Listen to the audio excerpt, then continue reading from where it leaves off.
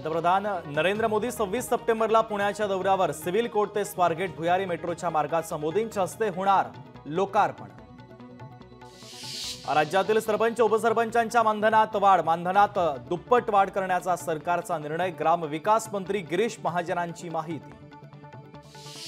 सांगलीमध्ये बांधकाम कामगारांचा रास्ता रोको आंदोलन। बांधकाम कामगार मंत्री सुरेश खाडेंकडून निवेदन स्वीकारण्यासाठी नकार देण्यात आल्यानं संतप्त कामगारांचं रस्त्यावरच आंदोलन। जालन्यामध्ये मनोज जरांगे पाटलांचे समर्थक आक्रमक। उपोषणाला 7 दिवस झाले तरी अद्यापही दखल नाही। संतप्त आंदोलकांचा सवाल।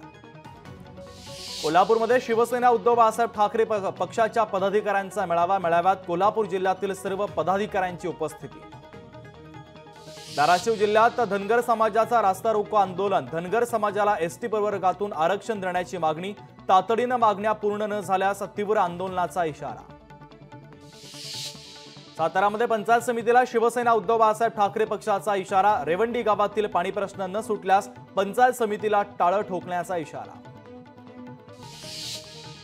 खासदार ओमराजे निंबाळकर यांच्या कार्यालयासमोर सकल मराठा समाजाचं अर्धनग्न होत बोंबामारो आंदोलन।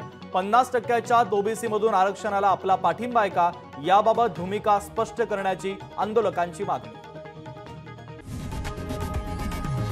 लोकशाही मराठी ऐका, पहा, जागरूक रहा।